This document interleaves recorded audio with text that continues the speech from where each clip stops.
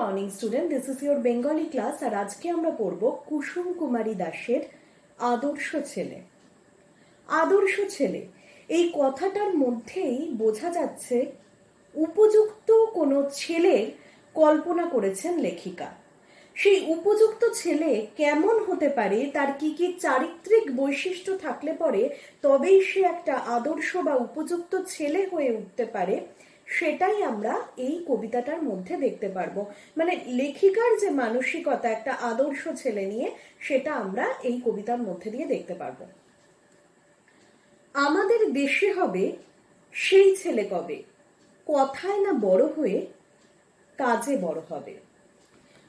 কিছু মানুষ থাকে বা ছেলে যেহেতু, সেহেতু তরুণ প্রজন্মকে দিয়ে বললেই ভালো হয়, যারা ধরো যুবক, তাদের কি হয়, কথা থাকে মুখে অনেক, মানে কি অনেক আশার কথা, তারা হয়তো কোনো কিছু বলে ফেলে, চিন্তা করার ক্ষমতাটা তাদের কম থাকে এবং ধৈর্য কম থাকে বলে কি হয়, এই যে সময়টা অর্থাৎ যখন কিনা কৈশোর থেকে সে যৌবনের দিকে পা রেখেছে অর্থাৎ যুবক হচ্ছে, তখন কি হয়, তখন সে তার যেহেতু ধৈর্যটা কম, সে নানান ধরনের কথা বলে ফেলে এবং কথাগুলো যেটা তুমি শুনলে মনে হবে যে কথাগুলো যেন আমাদের কাছে একটু বড় বড় ঠেকছে, বড় বড় মনে হচ্ছে যে এই কথাটা তো না বললেও পারতো।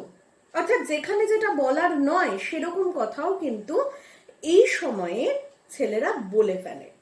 সেটাই লেখিকা বলেছেন যে আমাদের দেশে সেই ছেলে কবে হবে যারা শুধুমাত্র কথায় বড় হবে না, কাজে বড় হবে।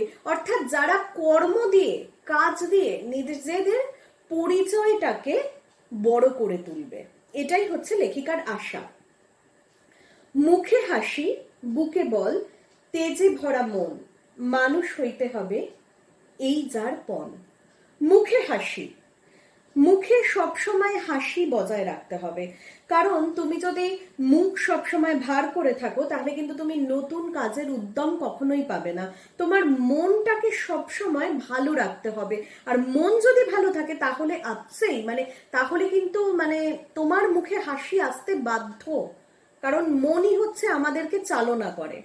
তাই বলেছে মুখে হাসি থাকতে হবে, বুকে বল থাকতে হবে। বল মানে কি, এখানে বুকে বল কি করে থাকবে, এটা কি শারীরিক বল? তা নয়, বুকে বল মানে এখানে বুকে শক্তি, মানে তোমার ভেতরের একটা শক্তি থাকতে হবে, বুকে সেই মানসিকতা থাকতে হবে যে আমি এটা পারবো। তার মানে মুখে হাসি হলো, বুকে বল হলো, আর কি দরকার, এই আর মানুষ হইতে হবে এবং সবসময় ভাবতে হবে আমাকে মানুষের মতো মানুষ হতে হবে। এখানে আমরা সবাই এই ধরনের কথাটা ছোট থেকে শুনে আসি যে মানুষের মতো মানুষ হতে হবে। এখানে কিন্তু মানুষের মতো মানুষ মানে শুধু আর্থিক প্রতিপত্তি বৃদ্ধি হবে, আমি খুব নাম ডাক করবো তবেই আমি মানুষ হব, তা কিন্তু কখনো নয়। মানুষের মতো মানুষ মানে যে মানুষের পাশে দাঁড়ানোর উদ্যম দেখতে পারে, যে মানুষকে সাহায্য করার জন্য হাত বাড়িয়ে দেয়, এবং অবশ্যই তার নিজেরও একটা পরিচিতি তৈরি করতে হবে, কাজের মাধ্যমে পরিচিতি তৈরি করতে হবে, তবেই সে কিন্তু আদর্শ মানুষ হতে পারবে এবং যার মধ্যে সততা থাকবে। এই অনেস্টিটা মানে সততা কিন্তু হচ্ছে সব থেকে গুরুত্বপূর্ণ একটা বিষয়, কারণ তোমার মধ্যে যদি কুচক্রী মনোভাব থাকে অর্থাৎ বাজে কাজ করার প্রবণতা থাকে, তাহলে কিন্তু কখনোই তুমি আদর্শতার দিকে বা উপযুক্ততার দিকে পৌঁছাতে পারো না। বিপদ আসিলে কাজে হও আগুয়ান, অর্থাৎ যখন আমাদের কোনো কাজে বিপদ আসবে তখন সেই বিপদটা যেন আমরা আগুয়ান মানে এগিয়ে যাওয়ার ক্ষমতা থাকে, এগিয়ে যেতে পারি। বিপদ আসলে ভয় পেয়ে আমরা 10 পা পিছিয়ে আসি যে এই কাজটা করবো, এই কাজ করলেই তো আমার বিপদ আসবে, কিন্তু সেটা নয়। বিপদকে কখনো ভয় পাওয়া নয়, বিপদ আসুক, বিপদের সাথে আমরা মোকাবিলা করব, তবেই তো সে আদর্শ হতে পারলো।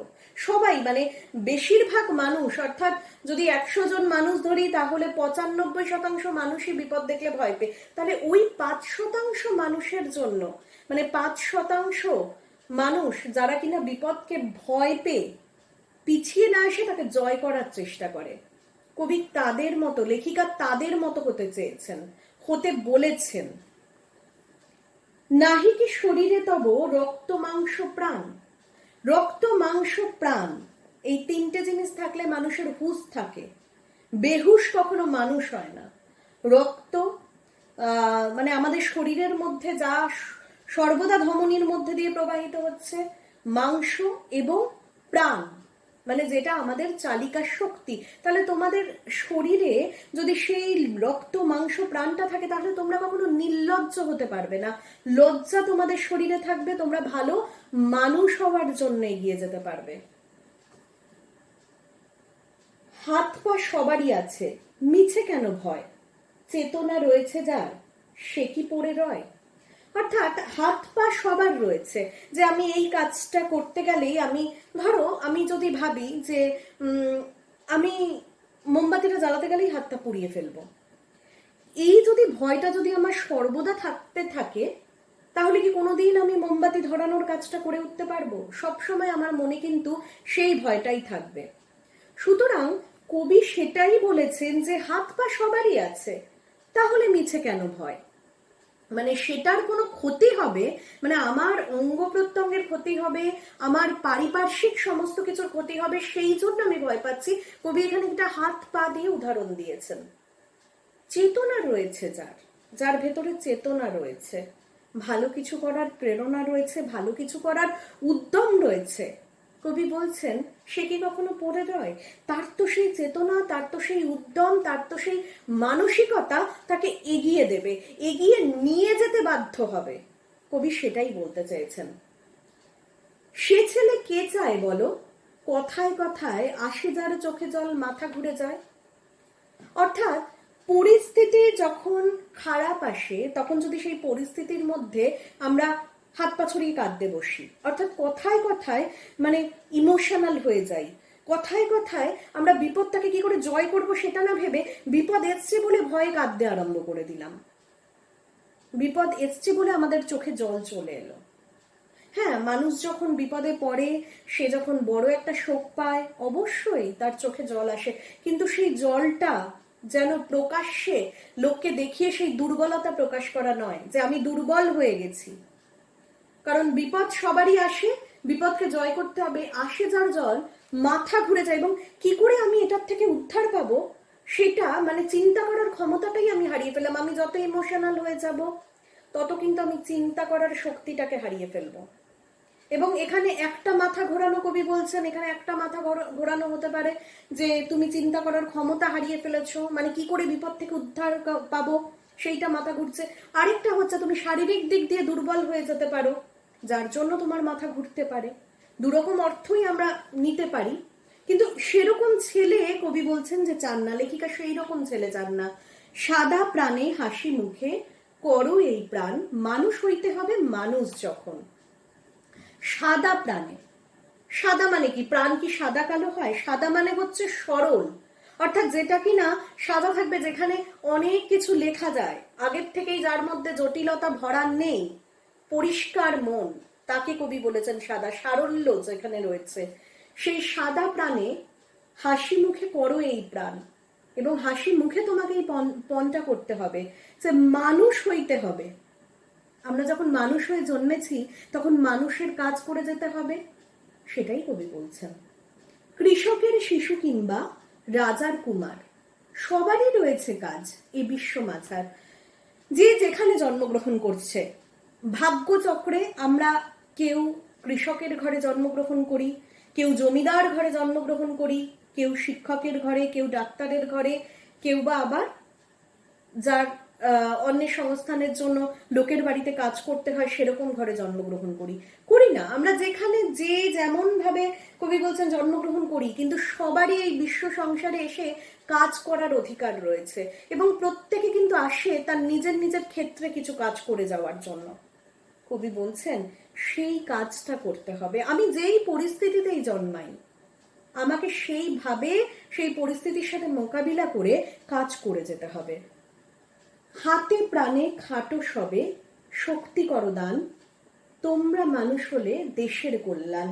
কবি বলছেন হাতে প্রাণে খাটো সবে, হাত আছে তোমাদের, হাত পা সব আছে তোমাদের, প্রাণ চলছে, তোমরা মানুষ, তোমাদের হুঁশ রয়েছে, তাহলে তোমরা সবাই খাটো, শক্তিটাকে দান করো, তোমার ভেতরে যে শক্তি রয়েছে সেই শক্তি দিয়ে তুমি অন্যকে প্রভাবিত করো এবং অন্যরাও তাতে প্রভাবিত হবে, প্রভাবিত হয়ে তোমার কর্মে তারা যোগদান করবে। সেই শক্তি তোমার মধ্যে, সেই শক্তিটা দেখাও, কাজের আগ্রহ দেখাও, তাহলে সবাই তোমার পাশে এসে দাঁড়াবে, সবাই তোমার কাছ থেকে ইন্সপায়ার্ড হবে। কবি সেটা বলছেন, তোমরা মানুষ হলে দেশের কল্যাণ। অর্থাৎ এই যে আদর্শ ছেলে, কবি যাদেরকে বলছেন যে তোমরাই যদি ছোট থেকে, মানে ছোট মানে কি, কবি এখানে একদম তো আমি 5-7 বছরের বাচ্চাকে এটা বোঝাতে পারি না, যারা কৈশোর থেকে যৌবনে পা রেখেছে, এরকম সময় তাদেরকে আমি মোটিভেটেড করতে পারি। কবি তাদেরকে বলতে চেয়েছেন যে তোমরা কি করবে, তোমরা কিন্তু মানুষ হয়ে দেখাও, এবং তোমরা যদি মানুষ হও তবেই একমাত্র দেশের কল্যাণটা সম্ভব, কারণ দেশ এগিয়ে যেতে পারবে। তোমাদের মন যত স্বচ্ছ হবে, তোমরা যত ভালো হবে, ততই দেশের কল্যাণ। কারণ তুমি যদি কুলাঙ্গার হও, তুমি যদি বাজে কাজ করো, তাহলে তো দেশের নামে বদনাম, সেইটা যাতে না হয়, এটাই কবি এই কবিতায় বলতে চেয়েছেন। ঠিক আছে স্টুডেন্ট, আজকে এইটুকুই থাক। Thank you.